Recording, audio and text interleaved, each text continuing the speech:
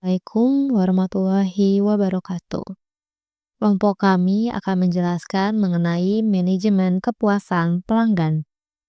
Balance Scorecard mengukur kinerja unit bisnis berdasarkan 4 perspektif utama, yakni finansial, pelanggan, proses bisnis internal, serta pembelajaran pertumbuhan. Perspektif finansial, strategi pertumbuhan pendapatan fokus pada meraih penjualan dari pasar dan produk baru atau memperkuat dan memperluas relasi dengan pelanggan saat ini. Perspektif pelanggan melengkapi analisis pangsa pasar tradisional dengan melacak customer acquisition, retensi pelanggan, kepuasan pelanggan, dan profitabilitas pelanggan. Perspektif proses bisnis internal untuk mendukung penciptaan dan penyampaian proposisi nilai yang bisa memuaskan segmen pasar, sasaran, dan mewujudkan tujuan finansial yang diharapkan. Perspektif pembelajaran dan pertumbuhan. 3 faktor kunci dalam pembelajaran dan pertumbuhan organisasional meliputi kapabilitas karyawan, kapabilitas sistem informasi, dan budaya organisasional. Konsep kepuasan pelanggan. Kepuasan pelanggan telah menjadi konsep sentral dalam teori dan praktik pemasaran, serta merupakan salah satu tujuan esensial bagi aktivitas bisnis. Kata kepuasan berasal dari bahasa Latin yaitu satis, artinya cukup baik, dan facit melakukan atau membuat. Secara sederhana, kepuasan dapat diartikan sebagai upaya pemenuhan sesuatu, lantas menjadi sesuatu yang kompleks. Howard and Seth 1969 mengungkapkan bahwa kepuasan pelanggan adalah situasi kognitif pembeli berkenaan dengan kesepadanan atau ketidaksepadanan antara hasil yang didapatkan dibandingkan dengan pengorbanan yang dilakukan. Pada prinsip kepuasan pelanggan dapat diklasifikasikan ke dalam 5 kategori pokok. Han 1991, perspektif defisit normatif, keadilan standar normatif, keadilan prosedural, dan atribusional. Menurut Craig Glass 1998, pemahaman mengenai perilaku konsumen dalam konteks ketidakpuasan jauh lebih mendalam ketimbang dalam konteks kepuasan pelanggan. Manfaat program kepuasan pelanggan. 1. Reaksi terhadap produsen berbiaya rendah. Fokus terhadap kepuasan pelanggan merupakan upaya mempertahankan pelanggan dalam rangka menghadapi para produsen berbiaya rendah.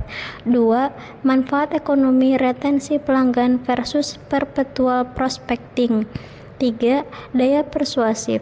Pendapat atau opini dari teman dekat atau keluarga jauh lebih persuasif dan kredibel ketimbang iklan. 4. Deduksi sensitif harga. Pelanggan yang puas dan loyal terhadap perusahaan cenderung jarang menawarkan harga untuk setiap pembelian individual. 5. Kepuasan pelanggan merupakan strategi jangka panjang dikarenakan waktu cukup lama sebelum bisa membangun dan mendapatkan reputasi, dan kerap kali juga dituntut investasi besar pada serangkaian aktivitas untuk membahagiakan pelanggan saat ini dan di masa depan. Elemen penting program kepuasan pelanggan. Pada umumnya, program kepuasan pelanggan meliputi beberapa elemen penting, yaitu 1. Barang dan jasa berkualitas. Perusahaan yang ingin menerapkan program kepuasan pelanggan harus memiliki produk berkualitas baik dan layanan prima. 2. Relationship marketing. Kunci pokok dalam setiap program promosi loyalitas adalah upaya menjalin jangka panjang dengan cara pelanggan. 3. Program promosi loyalitas. Program ini banyak diterapkan untuk menjalin relasi antara perusahaan dan pelanggan. 4. Fokus pada pelanggan terbaik. Berfokus pada 20% dari pelanggan yang secara rutin mengonsumsi 80% dari penjualan.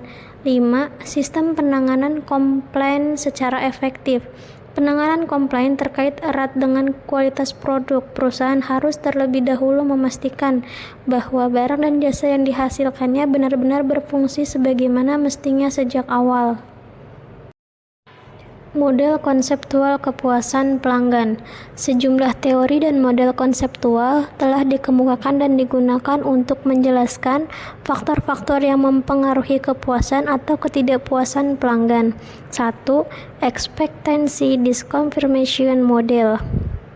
yaitu evaluasi yang memberikan hasil pengalaman yang dirasakan setidaknya sama baiknya dengan yang diharapkan. 2. Equity theory, yaitu bagaimana mempersiapkan keadilan dalam hubungan sosial dan pekerjaan dan bagaimana persepsi ini mempengaruhi motivasi dan perilaku mereka. 3. Attribution theory, mengidentifikasi proses yang dilakukan seseorang dalam menentukan penyebab dari suatu kejadian atau hasil. 4. Experientially based active feelings, yaitu perasaan emosional yang timbul dari pengalaman langsung konsumen saat berinteraksi dengan jasa. 5. Assimilation Congress theory, yaitu ekspektasi awal konsumen mempengaruhi persepsi mereka terhadap kinerja aktual jasa dan akhirnya mempengaruhi kepuasan mereka. 6.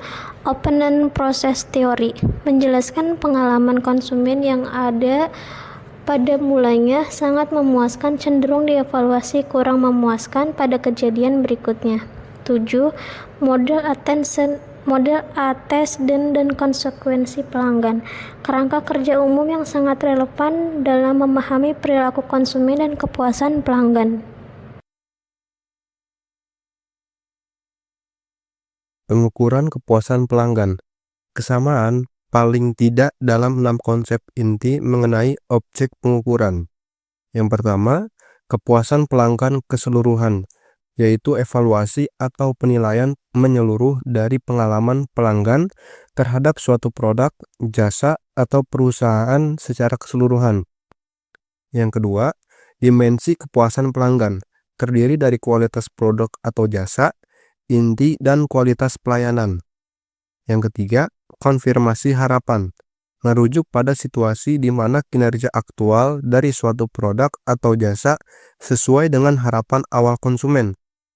Yang keempat, niat beli ulang, kecenderungan atau keinginan konsumen untuk melakukan pembelian kembali suatu produk atau jasa dari perusahaan yang sama di masa depan. Yang kelima, kesediaan untuk merekomendasi, tingkat kemungkinan konsumen untuk menyarankan atau merekomendasikan suatu produk, jasa, atau merek kepada orang lain. Yang terakhir, ketidakpuasan pelanggan adalah perasaan kekecewaan yang dialami pelanggan akibat adanya kesenjangan harapan mereka terhadap produk, jasa, atau perusahaan dengan kinerja aktual yang mereka rasakan. Kemudian, metode pengukuran terdiri dari 4 metode yang banyak dipergunakan dalam mengukur kepuasan pelanggan. Yang pertama, sistem keluhan dan saran, yaitu mekanisme yang digunakan oleh organisasi atau perusahaan untuk mengumpulkan umpan balik dari pelanggan atau pihak terkait. Yang kedua, ghost atau mystery shopping, yaitu teknik riset pasar di mana seseorang berpura-pura menjadi pelanggan untuk mengevaluasi berbagai aspek pengalaman pelanggan tanpa diketahui oleh karyawan perusahaan. Yang ketiga, last customer analysis, yaitu metode yang digunakan perusahaan untuk mengidentifikasi alasan mengapa pelanggan berhenti membeli produk atau menggunakan layanan mereka dan beralih ke pesaing.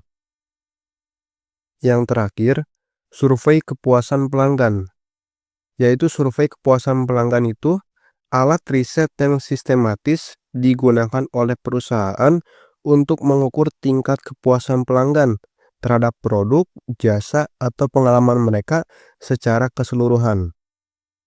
Sekian presentasi dari kami mengenai manajemen kepuasan pelanggan. Terima kasih. Assalamualaikum warahmatullahi wabarakatuh.